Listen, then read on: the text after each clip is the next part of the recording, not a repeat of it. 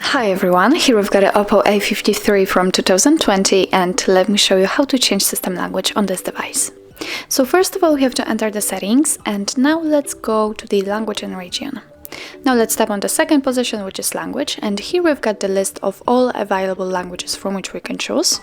So let's find the language you want to use and simply tap on it. For example, maybe this one. As you can see, it is marked, so make sure that you click on done in the right upper corner.